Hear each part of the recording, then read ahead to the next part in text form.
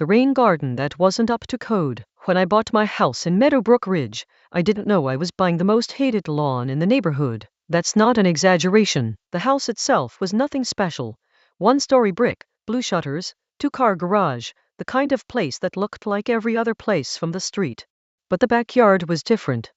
It sloped down toward a thin strip of woods, and beyond the woods was a creek that showed up on old maps but had basically been forgotten by everyone except raccoons, deer, and the occasional kid looking for tadpoles. My grandmother used to say, "Land remembers water." I didn't understand what she meant until that spring. I moved in at the end of February, when everything was gray and sleepy. The grass was patchy, the garden beds were empty, and the old maple in the front yard looked dead even though the inspector swore it wasn't. For the first few weeks, nobody bothered me. A few neighbors waved. One older guy named Dennis brought me a lemon cake and told me which trash company was cheapest. A woman across the street, Maribel, gave me a warning that I mistook for a joke. "Don't get too comfortable," she said, nodding toward the front entrance of the subdivision. "The clipboard people will come." I laughed. She didn't. The clipboard people arrived on a Tuesday. I was in the driveway, trying to figure out why my garage door sounded like a blender full of gravel, when a white SUV slowed in front of my house. It had a gold Meadowbrook Ridge HOA sticker on the rear window.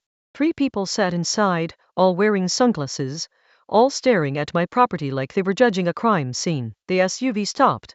The driver's window rolled down. A woman in a cream blazer leaned out and said, "Are you the new owner?" I wiped grease from my hand onto a rag. "Yes. I'm Tyler." She didn't introduce herself. She just looked down at a clipboard and said, "You have several issues that need correcting." I glanced around. With the house? With the exterior presentation. That was my first time hearing those words, but it would not be the last. The woman was named Patricia Bell, president of the Meadowbrook Ridge Homeowners Association. With her were Carl, the treasurer, who smiled without showing teeth, and Donna, the secretary, who had a stack of colored violation slips in her lap. Patricia told me my mailbox post needed repainting. My shutters were inconsistent with approved blue tones. My lawn had visible winter stress, and the small wooden bench on my front porch had not been approved by the Architectural Harmony Committee. "The bench?" I asked. "It is visible from the street," Patricia said, as if that explained everything. I told her I'd look into it. She said, "You have 10 days. That was my welcome to Meadowbrook Ridge. At first, I tried to be reasonable. I painted the mailbox post. I filled out a form for the bench. I even took a shutter sample to the paint store and found out it was, in fact, one of the 3 approved blues listed in the HOA guidelines. I emailed Patricia the proof. She replied with one sentence, "Your tone is not appreciated." That should have told me everything. By April, the backyard had started waking up. The slope turned soft and green. Little purple flowers appeared by the fence. Water collected in a low spot near the woods after every rain, then slowly sank into the ground over a day or 2. I work as a civil engineer, mostly on drainage and stormwater projects. To most people, a soggy low spot is a problem.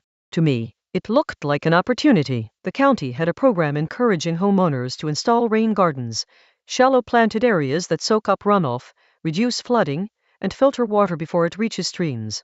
They even offered rebates if you used native plants. So I did what any boring drainage nerd would do. I pulled old surveys. I checked the soil. I drew a plan. I submitted it to the county and got approval. Then I planted my rain garden. It wasn't wild or messy. It had neat edges, river stones, native grasses, black-eyed Susans, milkweed, and a few small shrubs that would eventually bloom. I added a little sign from the county that said Certified Stormwater Garden. It looked good. At least, I thought so. Patricia did not. 2 days after the sign went up, I found a violation notice taped to my front door. Unapproved landscaping.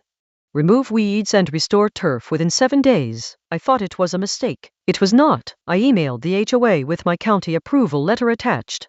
I explained that it wasn't weeds. It was a permitted rain garden.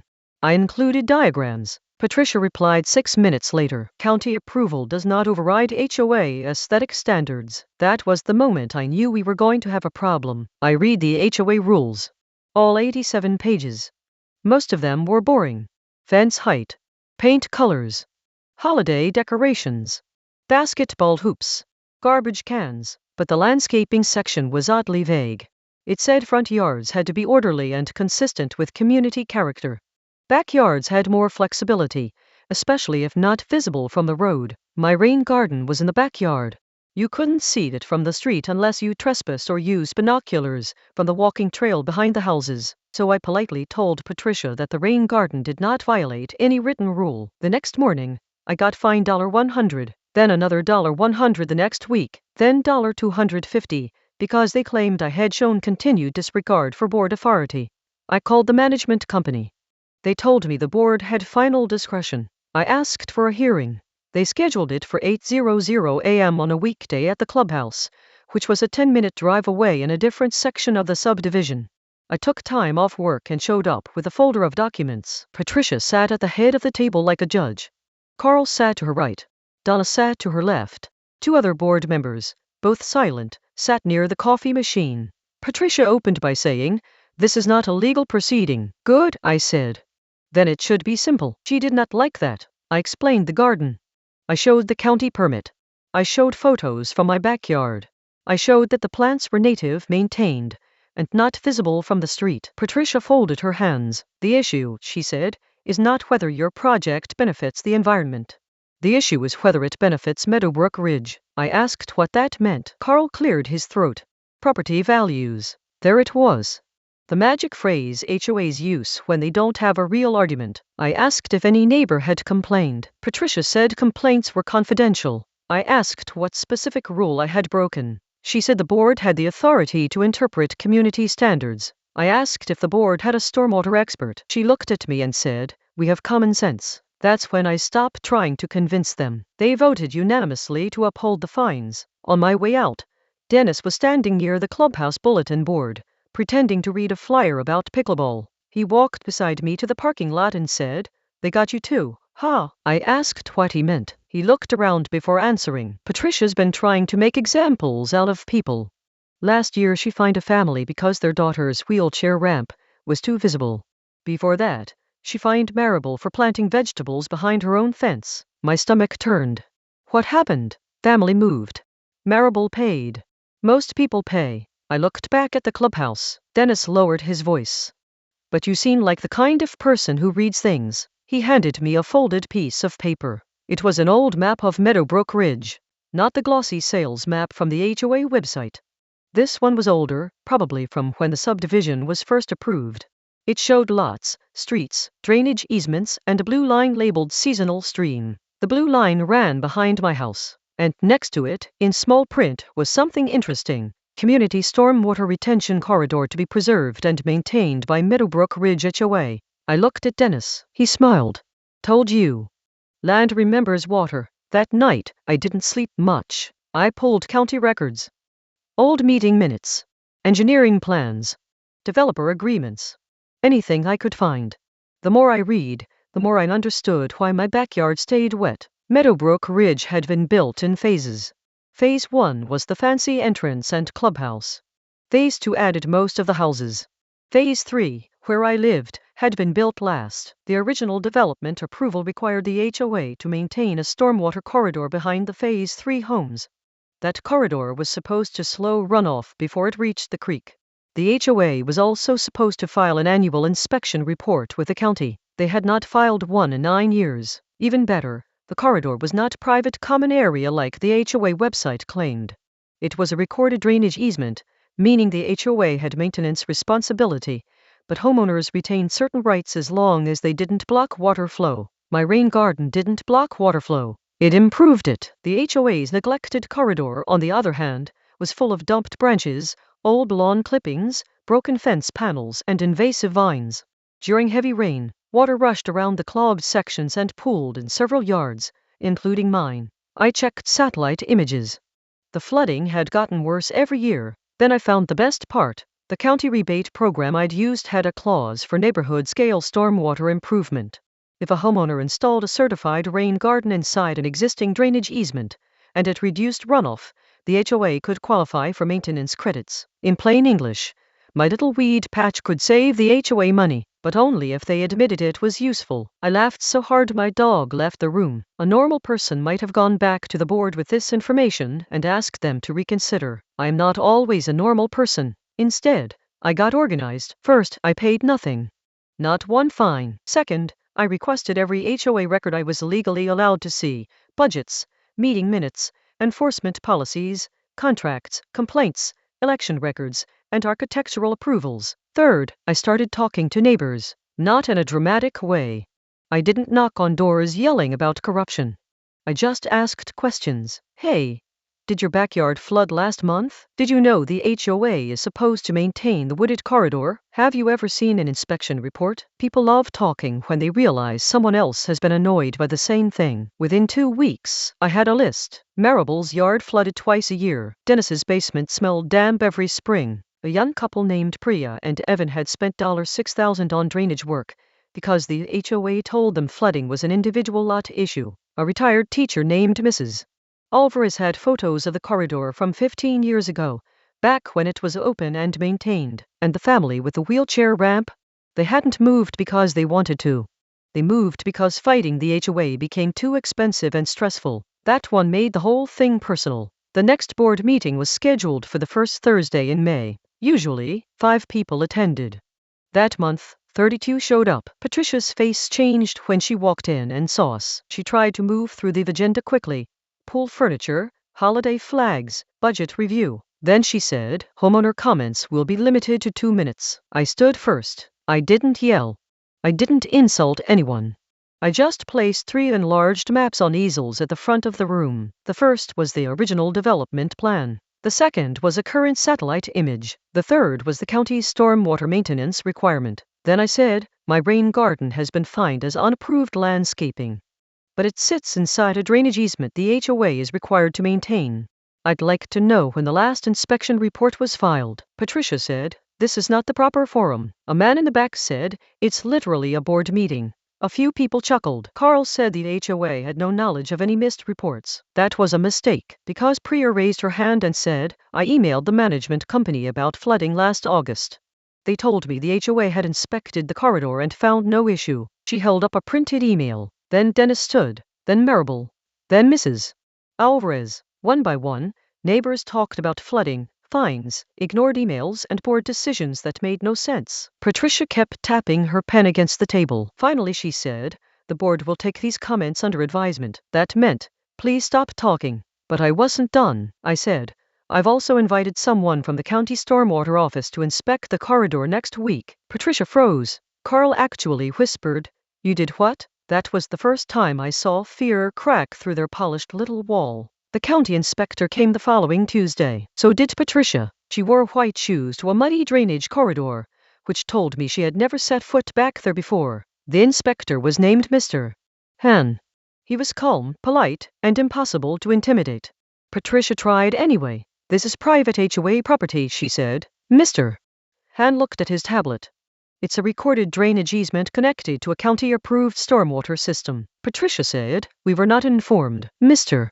Han replied, your association signed the maintenance agreement. He walked the corridor, took photos, measured obstructions, and made notes. When he reached my rain garden, he stopped. This yours? He asked. Yes, I said. He crouched down, looked at the plants, checked the soil, and nodded. Nice work. Patricia looked like she had swallowed a lemon. 2 weeks later, the county sent a notice to the HOA. The stormwater corridor was out of compliance. The HOA had 60 days to submit a maintenance plan, clear obstructions, restore proper flow, and resume annual inspections. Failure to comply could result in daily penalties. The fines against me suddenly disappeared from my account. No apology. Just gone. But the revenge wasn't finished, because when the HOA records finally arrived, they were a mess. The enforcement policy had not been updated in years. Some fines had been approved in meetings with no quorum. Architectural requests were denied without written standards. The budget showed thousands spent on community beautification, but no contract details. The stormwater maintenance line had been budgeted every year, yet somehow nothing had been maintained. I'm not saying anybody stole money. I didn't have proof of that. But I am saying the books looked like someone had been using a blender instead of accounting software. I shared everything with the neighborhood, not on social media, not with drama. I made a clean, boring, extremely polite packet called Meadowbrook Ridge Homeowner Information Summary. It had maps, dates, public records, screenshots of HOA rules, County letters. Questions homeowners should ask. Boring wins. People ignore rants. They read documents, especially when those documents explain why their dues might go up. Because the HOA ignored a legal responsibility for 9 years, Patricia responded by sending a neighborhood-wide email. It said certain homeowners were spreading misinformation and trying to damage the community. She did not name me. She didn't have to. 2 hours later, Marable replied, all by accident, or maybe not by accident. All Tyler did was show us the documents you refused to show us. Then Dennis replied, all. Then Priya. Then about 20 other people. By dinner, the management company disabled reply all. The board scheduled an emergency meeting. This time, over 100 homeowners came. The clubhouse didn't have enough chairs. People stood along the walls and spilled into the hallway. Patricia opened with her usual icy smile. Many of you have concerns, she said. We understand emotions are high. A man shouted, our yards are underwater. Someone else said, where did the maintenance money go? Patricia said questions would be addressed in order. They were not. The meeting got louder. Not violent, not out of control. Just the sound of people who had been quiet for too long realizing they outnumbered the clipboard. Carl tried to explain the budget, but every answer made things worse. He said the stormwater funds had been reallocated. To what? Entrance flowers, seasonal banners, a consultant for brand consistency. Nobody liked that. Then a woman I didn't know stood up and said, my son slipped in our flooded backyard last year. You told me the HOA had no responsibility. The room went silent. Patricia looked down at her papers. That was the exact moment she lost the neighborhood. A recall petition started that night in the parking lot. I didn't start it. I didn't need to. People lined up to sign. The HOA bylaws required 30% of homeowners to call a special vote.